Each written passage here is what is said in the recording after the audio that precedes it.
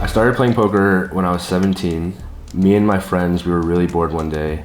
We were hanging out at my house, and my mom is like a huge bargain shopper, and she just loves to buy random stuff that's on sale, and she'll just throw it in the closet, and then every now and then when it's someone's birthday or whatever, she'll just gift it to them.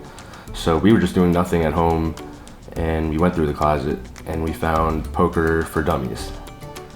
And it had all the chips, all the cards, all the rules, everything you needed to start playing. And ever since then, we never stopped playing. My mindset was never set on a job or a profession. I came here, I met the woman that became my wife, and then I got introduced by poker by osmosis. When I first heard about professional poker, that there even was such a thing, and I heard about it in the early 80s, and right away I knew I wanted to do that. And I moved to California because they had the best games in the world back then. They had these public poker rooms that they didn't have craps, slots, roulette, nothing like that. It was almost like a bridge club. I just couldn't stop playing. My brother taught it to me. I would play every day. I'd practice by myself. I would just deal like 2 random hands and like flip them over and just like do the run out. You know, I just loved everything about it. I was about 9 years old, and my dad sat me and my 7-year-old brother down, and we played 5-card draw for pennies. Couldn't even tell you if I won. We had no clue about pot odds, but I knew a full house beat a straight and a flush beat, you know, trips and all those kinds of things. I started sneaking into casinos when I was 18, 19, playing 3-6, or if I was really daring, playing 4-8, you know, and then you'd run up a couple $100 and thought I was just rolling in the dough. When I started playing poker, I was playing like $5 sit and goes online. I was playing like the $3.30 40K guaranteed rebuy on PokerStars. Back then you could build 1,000 play chips to 1,000,000 on PokerStars, and I sold those for $10, me and my brother. We took that $10 and built it up to $100, and when we got to 100, he's like, I don't want to do this anymore. Like, let's split our money, and you go your way, I go my way. And maybe by the time I was in 12th grade, I had built that $50 to around like $30,000, $40,000. So I had pretty decent success playing online poker when I was in high school. That was probably like around 2011. And then online poker went out. My name is Scott Blumstein. I'm from Morristown, New Jersey, and currently I live in Las Vegas, Nevada. My love of cards came from my grandmother, actually. I remember being a kid playing Crazy Eights and Old Maid and games like that with her. So me and my family used to drive down to Florida to visit my grandmother.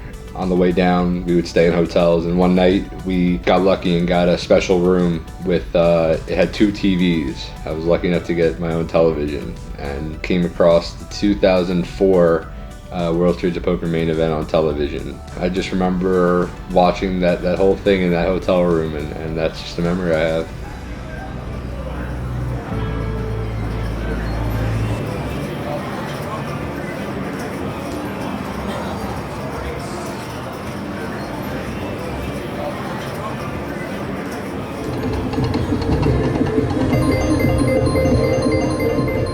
When I first land in Vegas, it's awesome. The first thing you see is the slots, and you hear the sounds, and you know you're in Vegas, and you see the Welcome to Las Vegas sign.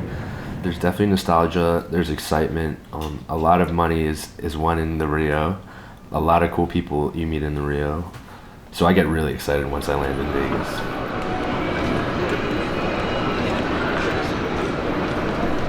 What's up, boys? What up, dude?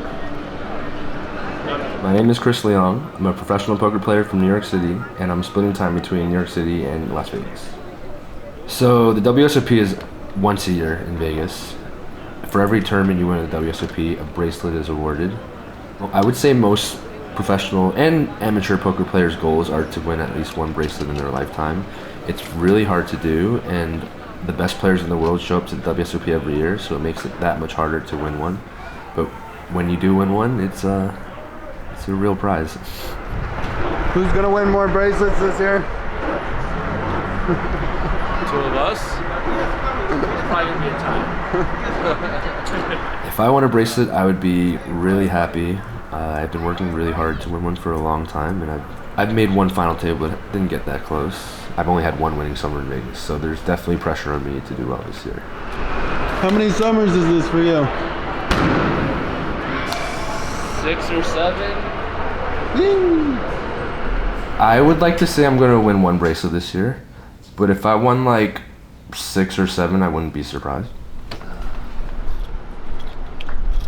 I'm staying at the Meridian. It's my favorite place to stay. The location is amazing. There's always tons of poker players and a lot of good friends staying here. Yep. So I'm rooming with Stan Lee. The fuck is good, kid? In the Vegas. My name is Stanley Lee. I'm from West Hartford, Connecticut. I moved to Vegas about a year ago from Costa Rica. Playing a little no rat hole. Oh my god, are you serious? Yeah, why not? I got heaps of money on here, so why not fuck around? So I met Stan at Foxwoods years ago, and he's definitely one of the older, more mature poker players that I've met in the scene. And in previous years, I've been rooming with a lot of younger poker players, so I thought it would be cool to try to be a little mature this summer, and hopefully it'll rub off on me a little bit. Fuck, you guys eating burgers making me hungry. I was trying to be healthy. I asked you. I was healthy, real healthy today. I'm hella healthy. I had 2 smoothies. Take me to the gym tomorrow? And then I ate eggs and bacon and avocado. You gonna teach me how to get abs some more? Let's do it. At this moment, I feel very excited about poker. I just recently had my second biggest score, and now it's WSOP where I know I could turn a little bit of money into a lot. My goals don't really differ from the years before. It's win a bracelet and have $1 million score, which I still have not had, but I've gotten very close, so I know it's only a matter of time. The worst thing that could go wrong this summer is that I do not have a cash and I lose 30 to 40K, but really everything would be okay. I'm just ready to have fun and stack people. Tournaments or cash and why?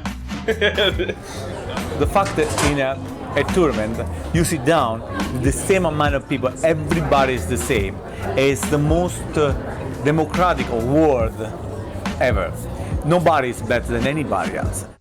Personally, tournaments are more fun to play because once you're in, you're in. There's no question about when should I quit by how much I'm up. You have to play to the end.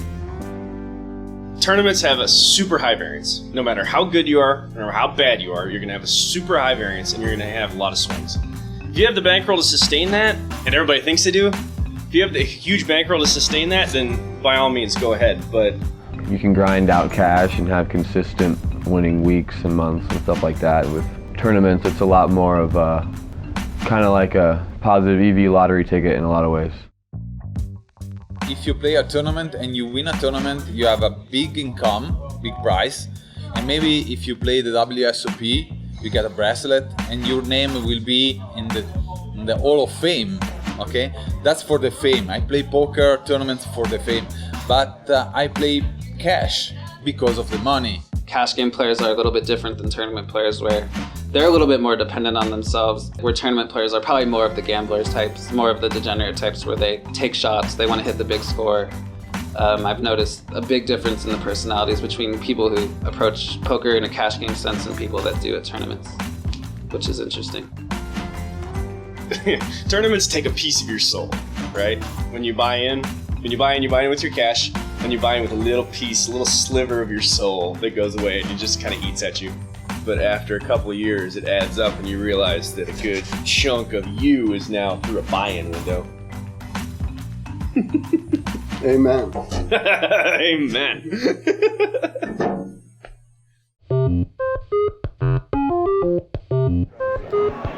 My name's Asher Conniff. I'm from Brooklyn, New York, born and raised, and I'm a professional poker player for a good 6-7 years now.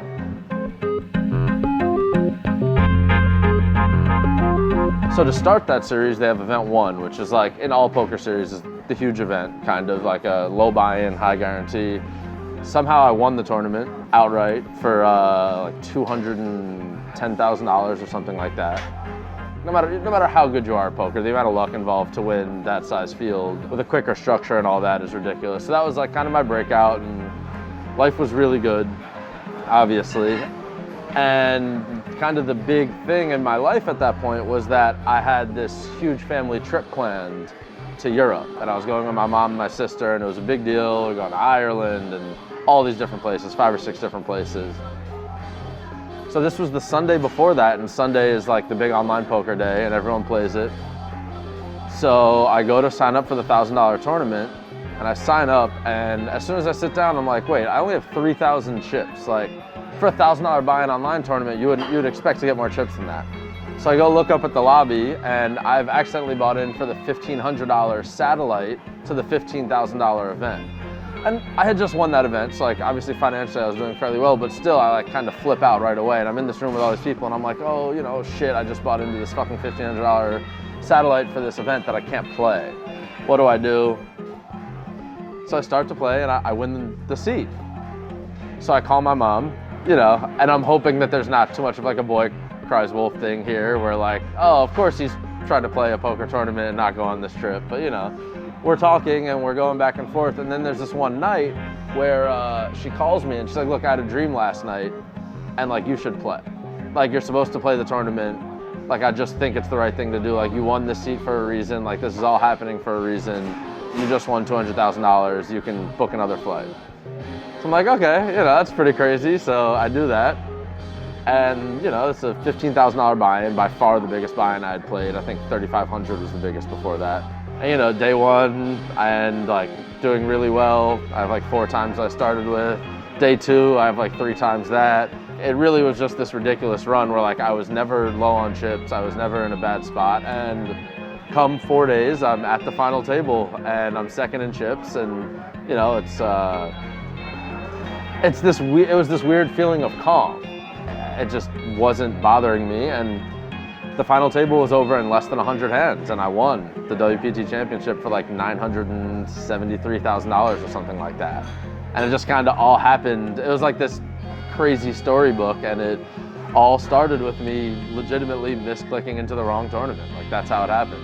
Yeah, it was this huge mistake that turned into this like massively life-changing moment. So how much did you win for that month of poker? About 1.18 million in 2 weeks, which was, yeah, it's crazy even to say right now, you know, it's so much money.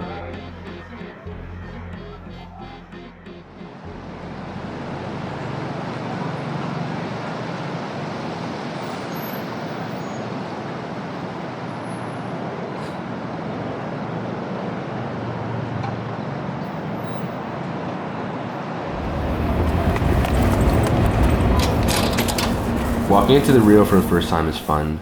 Since this is like my 7th or 8th summer, it's almost like summer camp. See a lot of the same faces, and I know where everything is. Running late. So my schedule this summer, I created a package. It's roughly $30,000 worth of tournaments. In previous summers, I played maybe $60,000 to $70,000 worth of tournaments, and I would mostly just fire away in all the best tournaments that I really wanted to play, and I ended up just losing lots of money. So now we're going to actually grind really hard this summer and try to make some smart plays. My schedule for this summer is very relaxed. I am not like normal poker players who have a whole set schedule. I play as I feel. If I'm feeling good that morning, I'll play. If I think my body needs a day off, I need to focus on healthy things, I'll do that. I don't force myself to play anything where I don't think I'm at the right state of mind.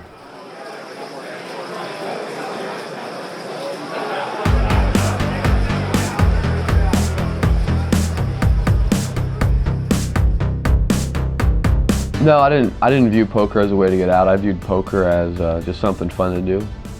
I didn't treat it as like a way to make money until it kind of started to happen. And then I realized, all right, now I should focus on it more. think the reading of people and just the mind part of the game, the strategy games are like really cool to me. I see it as like a little bit of a thrill seek, is getting in a pot and hitting a set or running a huge bluff and getting it through. I love this game. I love poker. I loved poker when I was 14 years old, and I still love poker right now. In the real world, I don't take advantage of people. I don't exploit their weaknesses. And this is kind of a place where you can do that. It's like you can get your evil villain out in poker and you can live your normal life. It's never the same. And I think that's what we all love about poker, is that flow of information is never, no matter how many hands you play, no matter how many millions of hands you've logged online and live, that flow of information is never the same as one before. And I find that interesting. Yesterday I spent 12 hours at a table. I met everyone, people from Colorado, Illinois, New York, Sweden, and you share your feelings and your thoughts with people you never met before, but looks like they are friends forever because you spend hours with them. That's kind of what brought me to poker, was the characters. Because at the end of the day, it's about entertainment, and that's, when you're watching poker on TV, you want to be entertained, and just that whole old school generation, watching the coverages, the final tables, how they acted when they won, how they acted when they lost, all that stuff just led to me just like enjoying what poker was as far as the people. Scott Blumstein! He won the main event last year. He was the guy that when he was all in and like if the guy called, it was over. Very nice, man. I think you might win an award tonight. Yeah? I mean, I can't imagine there's like I was talking to Eric about it, like, how can you have a better performance than the main event? Like 8 days, 8,000 people. I mean, it's pretty cliche, but people say you gotta like what you do, and I couldn't really find something I love doing realistically. So poker just kind of was a thing that appealed to me. I knew people, there were people out there doing it for a living, and just that it was possible. And so I think, I convinced myself that if you happen to become successful at this, then maybe you won't have to work a job you don't want to do. So I just decided to play poker as opposed to work a desk job. Some friends were like, what are you going to do if it doesn't work? Basically, I said, well, I'll just come back home. And what I learned very early on is that as long as you have a sense that you can always go back to what you did, it makes it very easy to go on and try new things. And what you end up finding is that you never really go back because you find that same comfort at the next level, at the next thing that you do. It just took me a while to fully go with poker. Like, I've liked poker since I was a teenager, but I didn't play full time until I was 24. I was like, if I'm gonna do it, I really gotta do it. So I left, I traveled full time, and here we are, another summer in Vegas.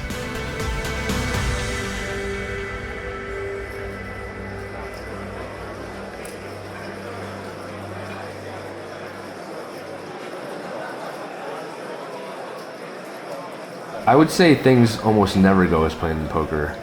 One of my favorite pieces of advice to give people is to not have expectations.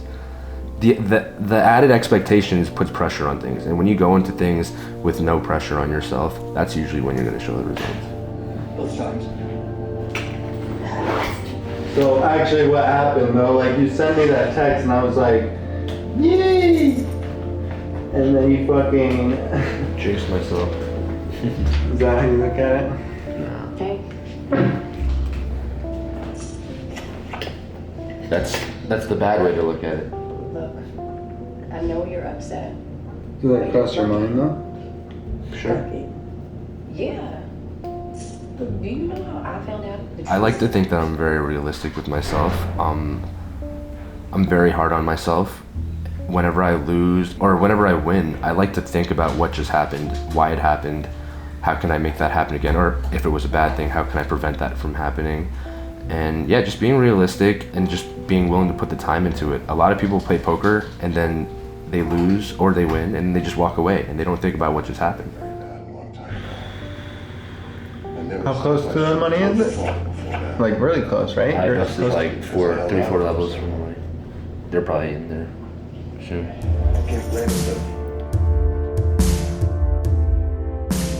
When you first get knocked out of a tournament, the feeling is of disappointment and also regret, maybe, by the way that I played the hand that caused me to lose the tournament.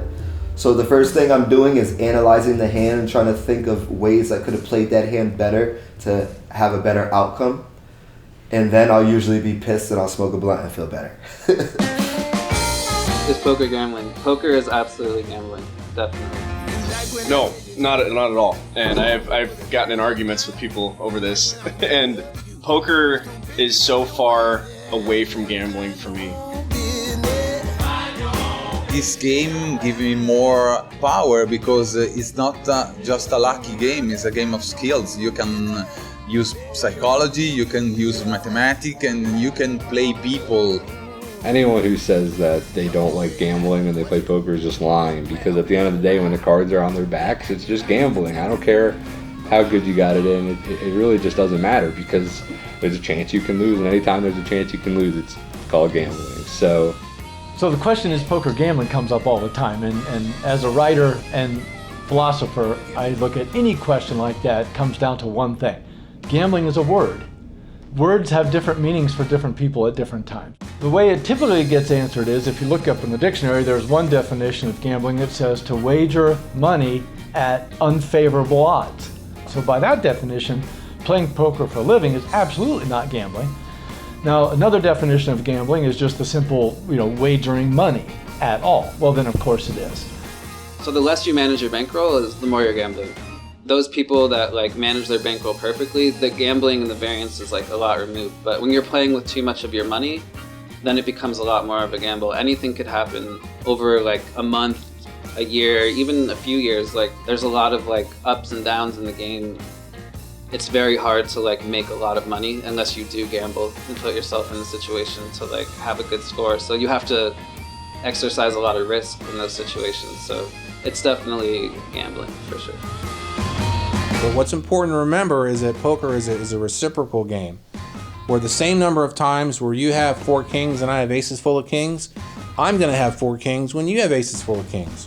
So all the money that I win with my 4 kings against your aces full of kings goes back and forth.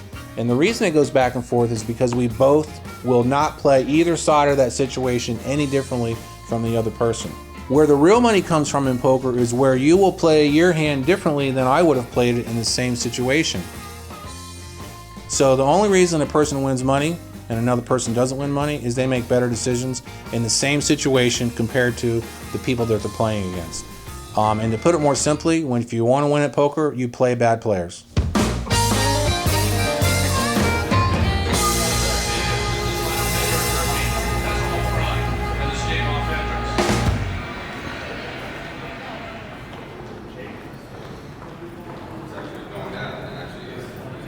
The tournament I'm looking forward to the most is the Millionaire Maker. I have gotten deep in it 4 years in a row with a top 50 finish with one final table, which I got 9th place in that tournament.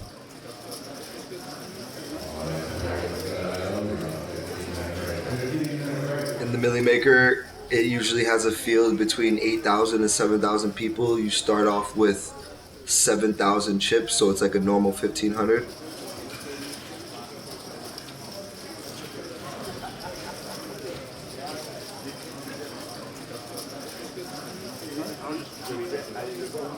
$25K already. Shitting on these hoes. What you got, 40? 25. Just sat down. You know how we do. You're the best. Shining, always climbing. Stacking, never slacking. How was last night? My support system is mainly players. And I'd say my mother. My mom's always there for me. I have a bunch of good friends back home in Connecticut also. But also a lot of friends that I lived with in Costa Rica. They're all poker players from all around Canada and United States. I'd say that we have a very small, tight-knit group where we all discuss hands and talk about our lives, females, whatever's on our minds.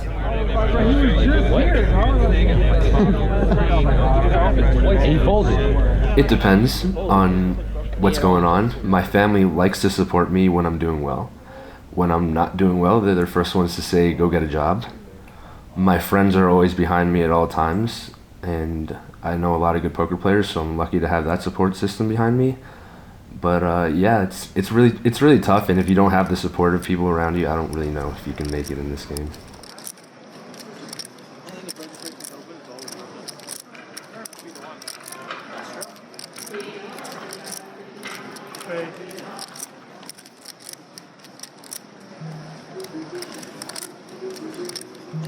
Guy raises cutoff, good aggressive reg calls button, and then the small blind tanks for about 2 minutes and makes the call. I look down in the big blind with pocket sixes with about 35 big blinds. I'm playing this tournament just to try to win. I don't really care about cashing for $40,000 or $50,000. I want that million. I've gotten close before, so I'm already assuming the original raiser is gonna fold because he's been opening a lot. I'm assuming the button has a decent hand, like a suited connectors, maybe queen jack suited. Hands where I think he's most likely gonna fold to my 35 BB reshove. And I automatically think the small blind's gonna fold because he took so long to call. So I tank for about a minute and shove in my 35 big blinds. The original raiser instantly folds, and the guy on the button snap put it in. Small blind folds, and the button who called flips over ace queen. So at this point I'm ahead with a lot of dead money in the pot, and I'm pretty excited because if I win this pot, I'll have a really nice stack with 40 people left to win $1 million. But I lost that hand and I was out of the tournament, so it's all good.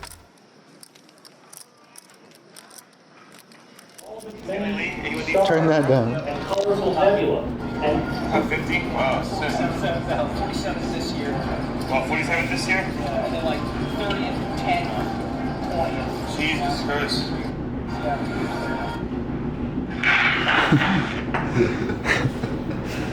It's funny. We got fans now. What does it feel like watching the final table? I know how it feels in this situation, so I'm just curious. How do you feel right now? I feel fucking like I should be there. One decision changes everything, right? He was feeling bad. I think he's over it. I could have got it in a way better spot. Yeah, I think he feels like. So you feel regret? A lot of regret. A lot of regret. Go on break. Okay. Not much you can do though. I'm still young, rich, black, and beautiful. It'll come.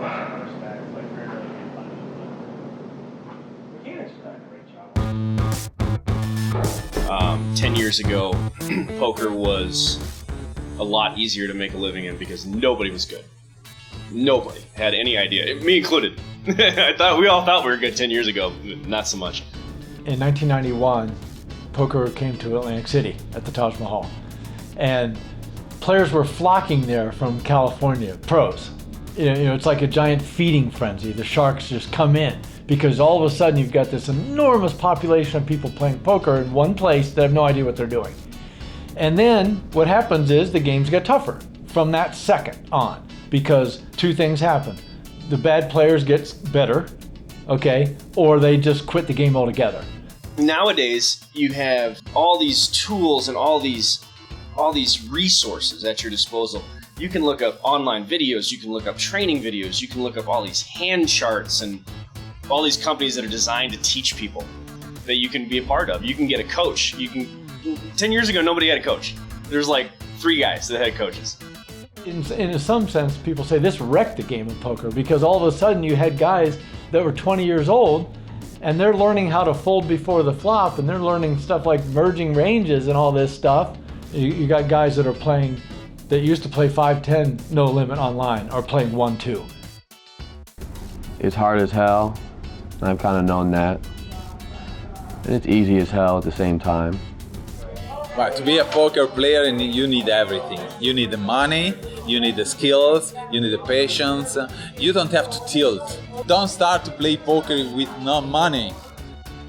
If I were to give someone advice on like what they should do to like be a successful poker player, then it would be to like totally mash like those solvers and totally understand the theory behind the game and Just study people's games that are better than you and try to learn from other people's mistakes, like rather from your own. One thing that's really become a big topic in poker these days among young professionals is mind and body. I already have advantage to average people. The average guy that maybe have smoking problem, relationship problem, alcohol problem. I do not have that problem. I do yoga. I'm a vegan. I try to take care of myself so that my body take care of, a long 14-hour session of poker. Discipline, hard work, a passion for the game. There's so many ups and downs in this game, man. I've had a few friends who came, they've gone in poker, and they love playing every day. They're like, oh, I get to play, I get to go here, hang out at the beach, go play when I want. And we go play and they're not winning and they get upset. And I'm like, go watch this video. Let's go over these hands. They're like, oh, I don't want to work in poker, study in poker. It's like, if you think this is fucking work, then you have not worked in the real world. Are you kidding me? When people used to say that and oh, I have to do that. I'm like, Jesus Christ. All the different jobs I used to do, I have no problem watching videos, going over hands every day. Let's go. It's still a job, right? Anytime you have a job, there needs to be someone to hold you accountable. So if you're your own boss and you're making sure that you're working, you're treating it like a job, then that's how you become successful.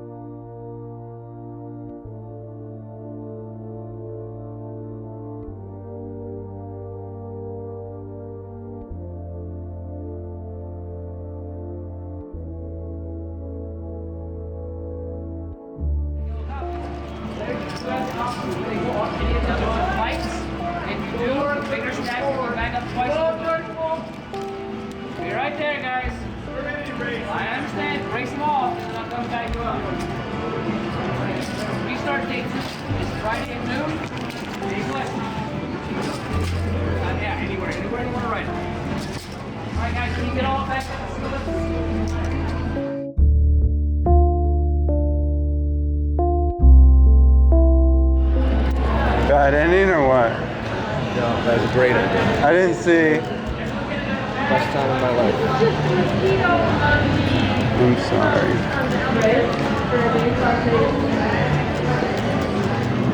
I'm supposed to go to Techno Taco Tuesday, but I just want to fucking die. That's all I want to do.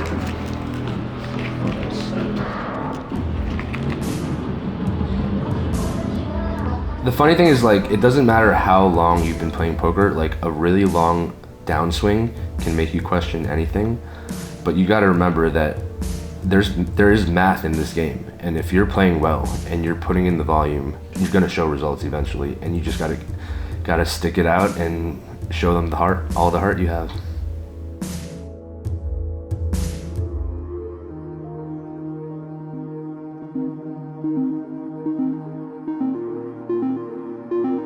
So Liam, he opens under the gun. Ooh, Liam here with a pair of aces.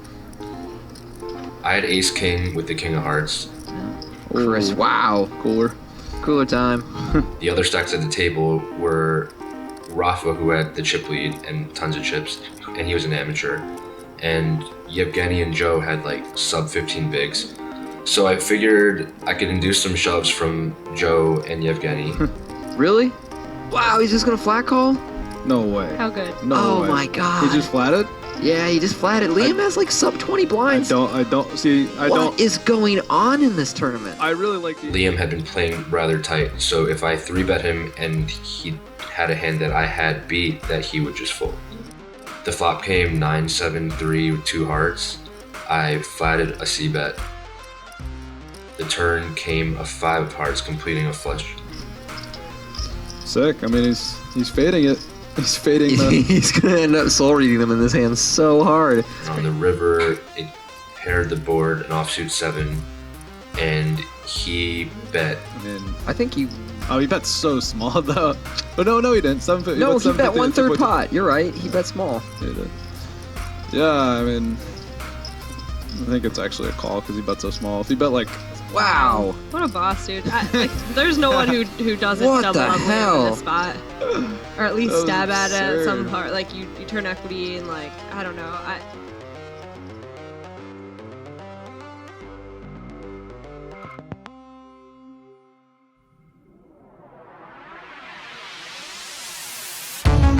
Oh, in poker life, the decision is the most.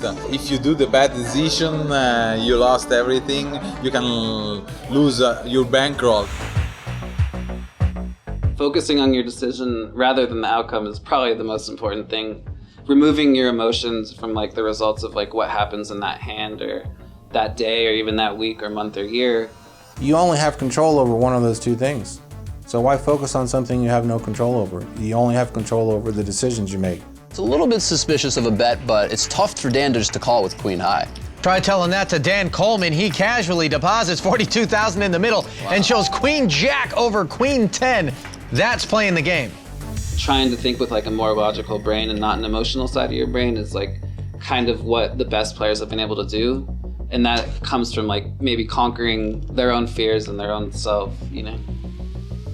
If you realize that making good decisions ultimately in the long term will lead to good results, you can stick to your A game. It's the players that react to what happens to them who go on tilt and go under the B game. We spoke on dinner, me and my, a couple of my friends, and we were talking about how, don't do anything stupid, like just kind of relax. And so I 5-bet shove king jack, I get called by ace king, and I go over the rail and I go, change of plans. When I first started playing poker, it's a lot more of like an emotionally based like perception. Like you win, you feel great, you lose, you feel bad. And now I think as I've matured as a person, just be the best that you could be in like any given situation rather than focus on the other things. If the result was I got 100th place or 60th place or min cashed or, God forbid, bubble or whatever, as long as I went out and played my best, I would have been able to hold my head high and moved on to the next tournament, because that's really all you can do. There's nothing else to it. How are you? Good. 20, unfortunately. And your player's card, okay? And your ID? Okay, I just bought into the 10K main event. I'm feeling feelings of excitement, a little bit of worry. I'm worried that I might make a mistake and look like an idiot. Obviously very excited because first place is over $8 million, so that's going to generate a lot of excitement in anyone who's playing the tournament. Even people who are watching the tournament on TV feel the excitement. Thank you. Money is especially important in poker because it funds your buy-ins, it funds your travel, it funds everything. So you have to have a decent bankroll to be able to play a $10,000 or a $5,000 tournament. So money is basically energy. We use this in everyday life.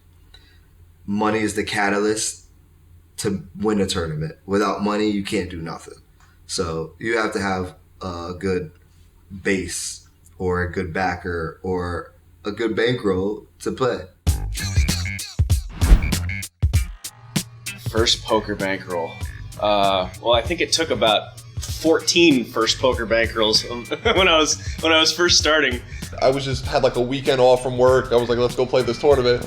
And I hit, and I was like, holy shit. And like my head was gassed. I was like, something. I was like, that's it, we're gonna do this. I'm good and everything. Actually, I started playing full time like a month or two later. I actually like left my job. I was like, I want to do this. My starting bankroll was 50 grand.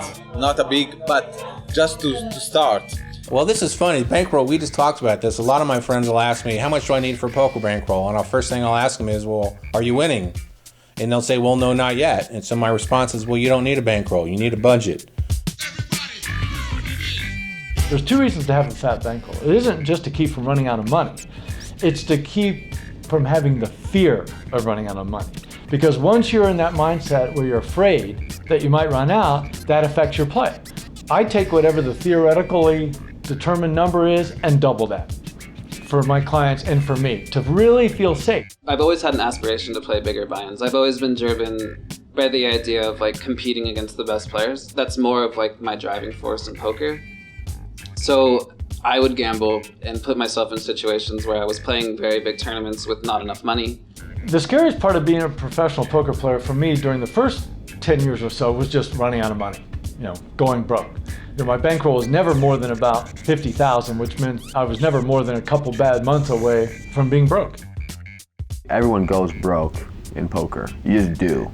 It's inevitable, especially if you're taking shots. You got to go broke about 100 times before you make it stick.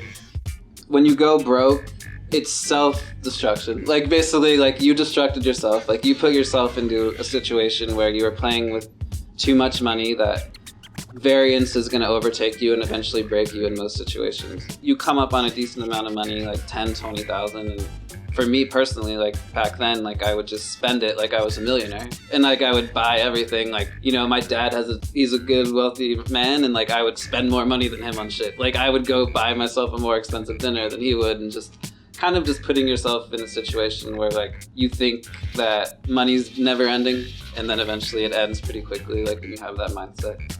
I was even one of those people who would win something early and I'd be like, oh, it's fucking great. I'm gonna play this one game, I'm gonna smack all these guys. I was probably the worst player in the game. I'm just spewing money into poker. I'm playing higher stakes. I'm spewing off in blackjack, some clubs, some other clubs. The day I woke up with the main event, I felt really good. I had taken at least 3 to 4 days off to mentally prepare myself for the long journey.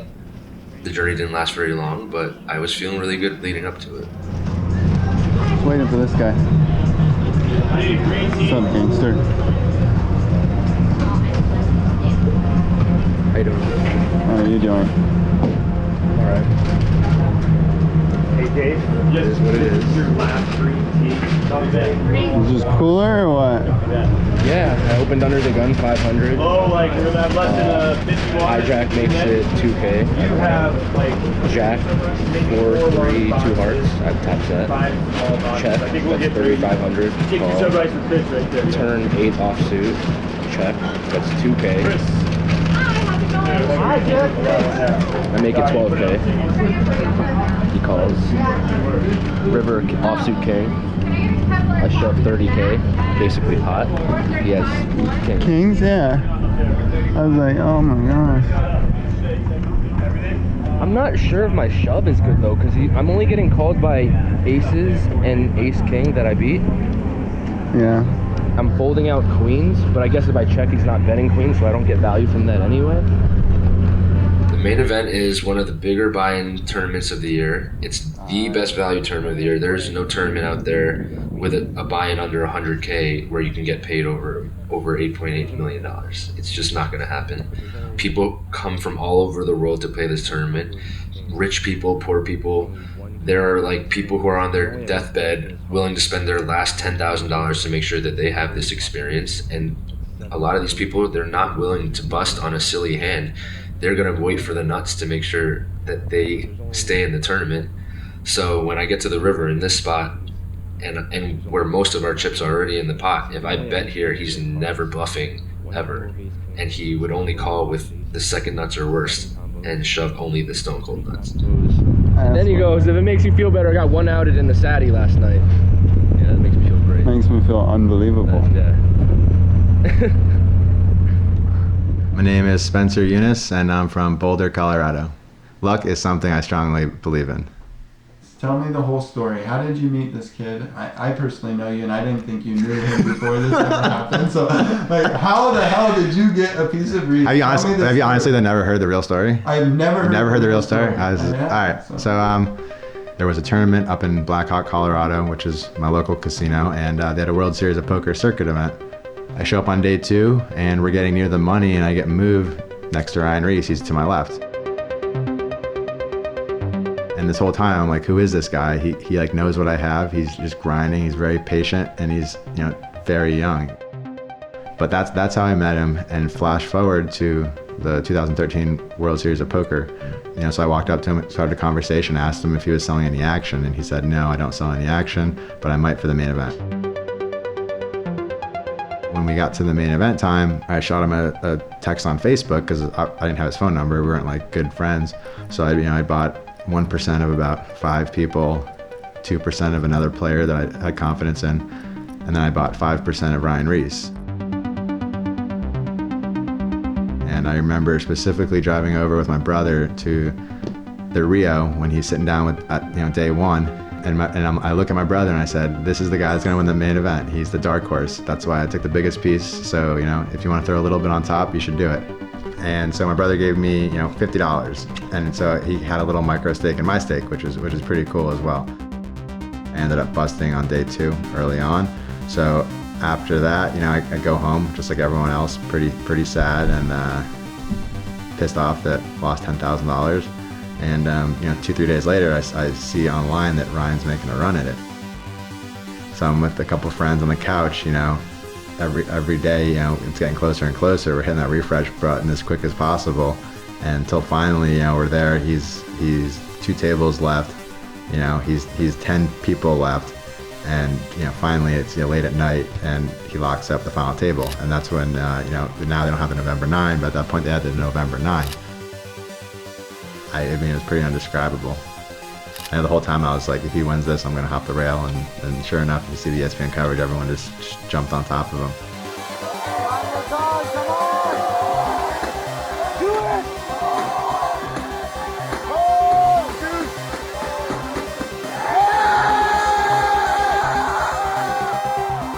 It was a good celebration, and something I'll never forget. So for a $650 investment in Ryan, I made about $420,000. When you really think about it, it's a crazy situation for a fucking, what was I, 2013, for a 22 and a 27-year-old kid to have almost a $500,000 handshake deal.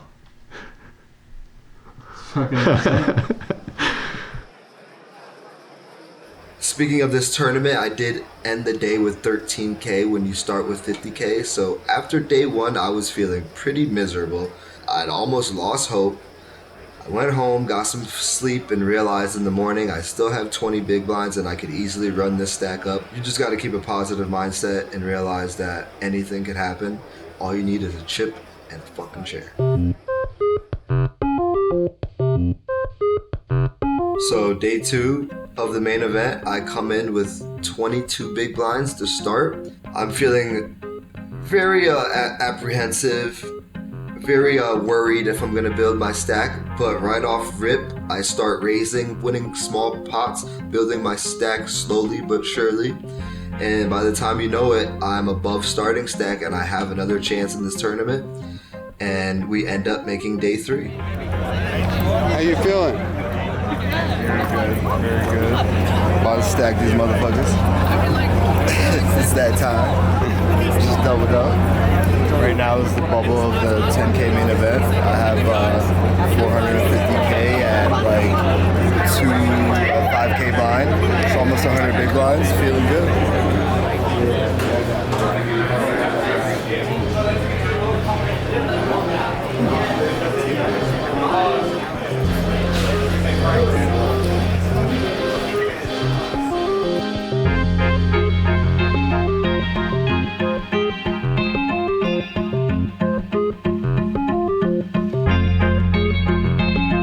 I looked down at pocket kings and I got 3-bet by one of the most aggressive people at the table. There are just stars lighting off in my head saying, oh my god, yes, I finally got him. This is the time. I'm gonna stack this dude. This is what you get for raising my big blind all this time. I told you not to fuck with me. These are the feelings that I'm feeling. Feelings of gratitude, feelings of excitement, and I'm thinking, wow, this could be the year where I make over $1 million. All the hard work I'd done for 3 days is finally paying off. One of the last hands of the night. It's basically one of the best feelings you could ever have in poker.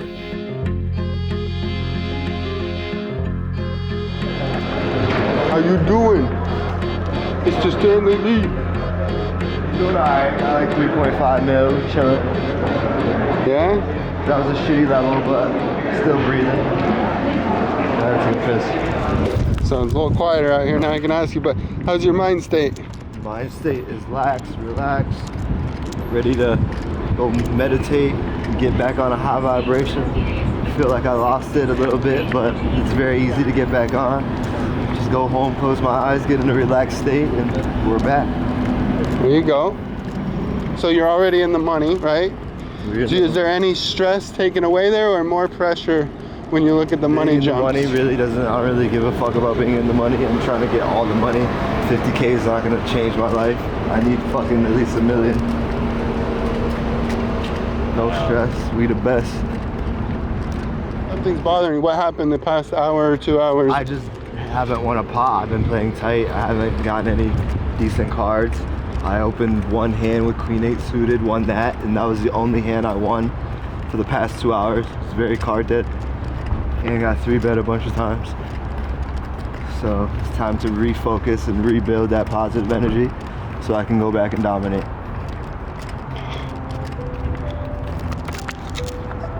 All right, buddy, I'll see you later.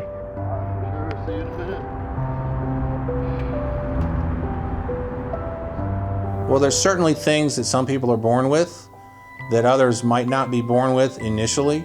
But since I kind of think everything is connected ultimately, and there's nothing separating anything, that we're all connected to the same source. The same voice that's in your head is the same voice that's talking in my head and in everyone else's head. So in that sense, it's really just a matter of getting a hold of that. I like to say anybody can win at poker. Some people might learn to win at it faster than others. Are you necessarily born into being a winning player?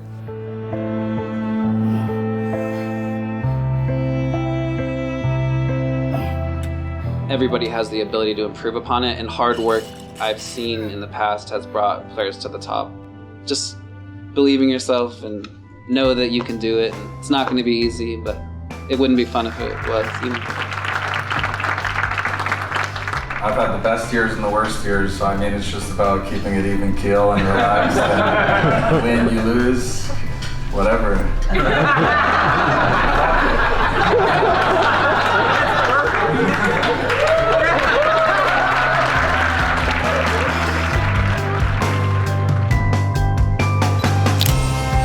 I think that embracing an idea is already half of success. So if you believe and you state that you're gonna do something good, most likely you're gonna do. If you start saying, I should, I could, it's not gonna happen. A big part of what happens in your life, it's not necessarily what you're capable of, it's what you believe you're capable of. And if you believe you can do something, it's more likely to happen. What you think matters. It's very hard to measure. It might be unmeasurable, but my intuition tells me that it does matter. I sent a tweet out selling action to that breakout at 500, and the hashtag was gonna win an MTT soon. And yeah, I don't know, and then I did, so I don't it's hard to explain. It sounds crazy to say the thing, to say that I knew I was gonna win it, but it just seems to be that well, I won, so it doesn't matter, right? It doesn't matter how crazy it sounds because I did win. You know a good song when you hear it. You know a good meal when you taste it. But how do you measure it? There's a certain quality to things that you know are there, but it's very difficult to measure it. You probably find some of the most satisfying moments in your life are not moments that you could measure by how much it costs or how much it spent.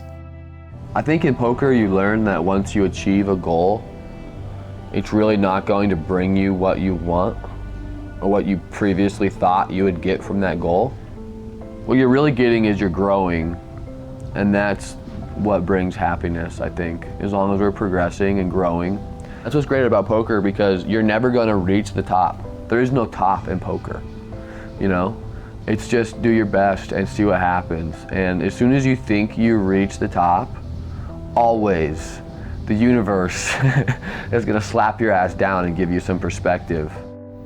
Has your life changed in the last That's what, so no, my life hasn't changed too much. Like, I just have more money. Like, I just have whatever it is to keep score in this world. It just seems to be money, and that's what people want. And while I don't want a ton of it, obviously I want enough to be able to have freedom and do what I want. So yeah, I mean, that part's really cool, and I'm not ignoring that. But at the same time, it's like, the mindset I had even a couple weeks before the main event was, I determined that I wasn't gonna let my lack of money, control how I felt. And you don't need money to talk to people, right? To have conversations and camaraderie. All that stuff is free, and that's really what's important to me. And if anything, winning this tournament allows me to just talk to new people and have new relationships, and and the money is cool, and I'm glad that it came with it. But to be honest, it is what it is.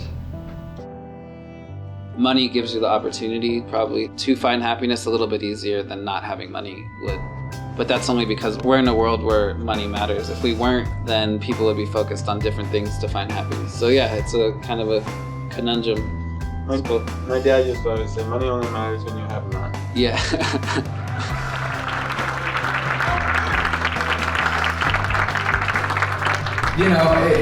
Poker's a weird game where, you start and you grow up, and it takes time to really figure it out. It doesn't happen overnight. And, looking back to where I was 3 years ago even, to being up on this stage, if you told me this would happen, I wouldn't believe you. So just never give up, and understand that with a little hard work and a little foresight, you can accomplish anything you want, and I believe that. So the most important thing, the $8 million is great, but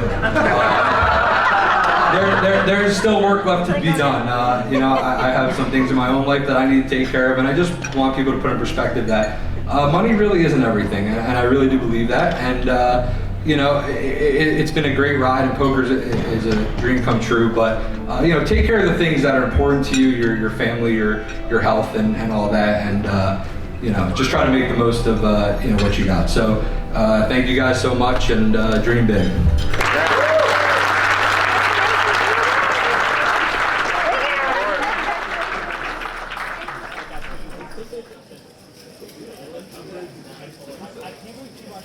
Deep in the main event on day 5, I was running kind of bad. I lost half of my stack, and an aggressive player opened 2 from under the gun, and I had king 9 suited on the cutoff, and I decided to put it in, which I did not necessarily need to take this spot. It was more frustration out of the past few hours, and yeah, that was a spot where I definitely did not take my time to think about what I was gonna do. What was the outcome? The outcome was I lost the main event in 122nd place out of 7,600 people, whatever. My World Series of Poker summer is over. I feel really good about the summer. Things could have gone better, but I really can't complain. I still cashed for about 80K or something. On the felt, my summer wasn't very good. As far as poker is concerned, I consider it a failure.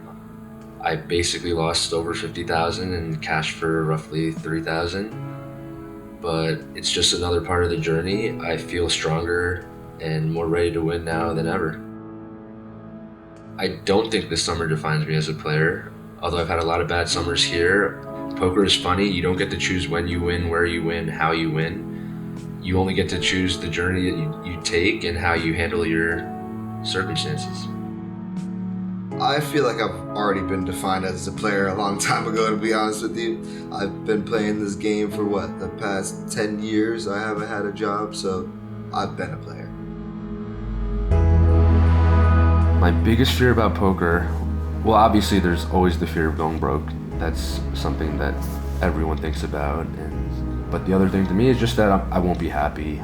If you're not happy with what you're doing, then it's going to show in other aspects of your life. I just want to be happy. It's funny with poker. A lot of times your happiness is directly related to how you're doing in poker. really good poker players are able to look beyond the success of the game in judging how well you're doing in life.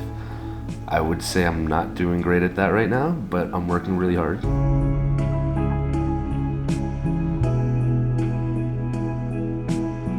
I've definitely felt like I wanted to quit before. Yeah, happens. I don't hate the poker itself. I don't blame the game. I don't blame the players. But sometimes when your skill are involved and the bad luck comes, you say, "Ah, God, that sucks." I thought to myself about how, like, if I was ever to hit a big score, maybe play a tournament, get $1 million or something, you know, I would quit. But then there's times, most of the time, where I'm just like, I would never quit. So for me, it's more important to ask yourself, are you having fun today? Because the moment's really all you have. Yeah, there's a lot, and you can win a lot of money if you're good at this game and you work real hard at it, but a lot of people spend their lives until they're in their mid-40s trying to get somewhere, and then they finally get there, and they're like, well, what did I do that for? You know, it just depends what you want out of this world. Like, it just depends what your goals and intentions are. Mine are just strictly to, you know, just do the things I enjoy and just live. Why did it die? High kill. Oh, so all your energy goes up. A lot of the reasons I have probably never moved on is because poker facilitates my ability to, like, be immature and to be irresponsible. I love it so much. If I didn't always have another poker chip around the corner, that would be a problem. But I always need to know that I have another poker fix coming. If nickel dime poker was the only poker left, I would play the shit out of some nickel dime poker. I mean, to do what we do every day is just so great. And like really such a blessing, man. Like, I go back home in Yonkers, New York, which is like not a good neighborhood at all. And I go back, I see my friends, my family, and everybody, and I just get the reality of what everybody's doing on like a daily basis. And I'm looking, I'm like, holy shit, like I sit down, I wake up at like noon if I want, or 3. I go eat breakfast at 4 p.m. I go jump in a tournament or a cash game in Vegas or New York or the Bahamas, And there's people I see all the time who just bitch and complain about getting 6th and not 4th, or whatever, not making enough money. It's like, shit, man, get a grip on reality. Like, look at our lives, it's great. We should never complain. Somebody should smack us if we complain. Like, it's crazy. I've always loved poker the way all of us love it because it's so exciting and everything, but it also caused me so much pain over the years. Now finally I can love it in a different way because I'm not afraid of being hurt by poker.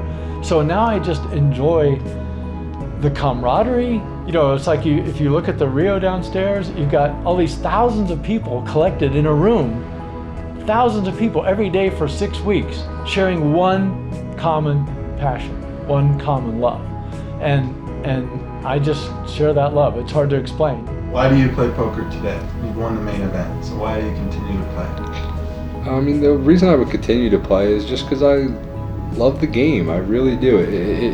The game would be perfect if everyone played within their means. That's the problem. The game, it's tough because it is very self-serving. It only benefits one person. That's the downside. And, the negatives sometimes outweigh the positives for me, but the game itself is great. It's cool. It's mental warfare. That's all it is. It's a battle of brains and wits and math and all these things that just make it a great game. And my dreams of being an athlete died pretty fast for good reason, and I had to make it on ESPN some way. And I wouldn't call it a sport, but it's just a really fun game, and I'm really glad it's a part of my life. It's not as steep as it looks, and you get like really good traction. What do you think's got better odds, winning the main event or dying at Red Rock? Dying at Red Rock. Yeah. Way more people die at Red Rock every year. Good, that's comforting. It means I'm due.